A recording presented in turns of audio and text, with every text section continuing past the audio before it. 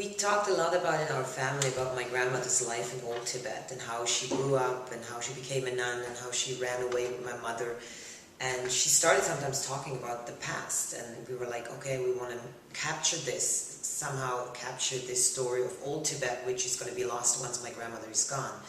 And then also I was politically active and got invited to talk shows to talk about Tibet.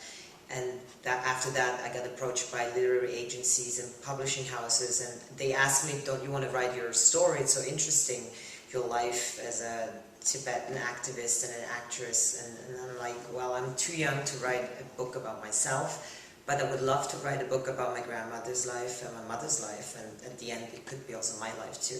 So that's how it all came together.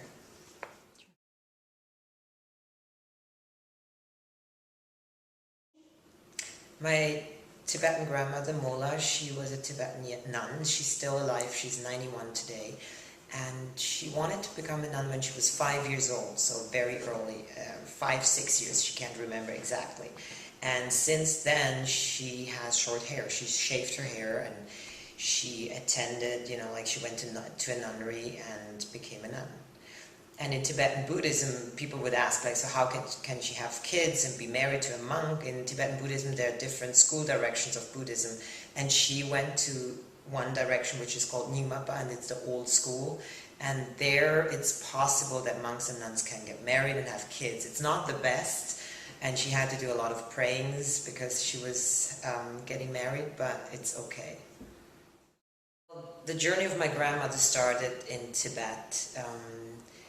When she went to the nunnery and became a nun, and then later how she met her husband in a hermitage where she lived for 13 years with her root guru, and then she got married. They were looking after a monastery, a temple. They took care of another Rinpoche. A Rinpoche is a high reincarnation of a lama.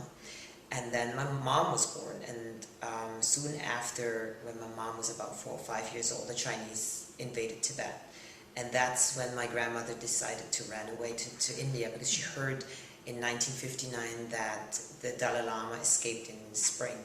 And so in winter of 1959, my grandmother and my grandfather decided to run away too and follow actually the Dalai Lama to India.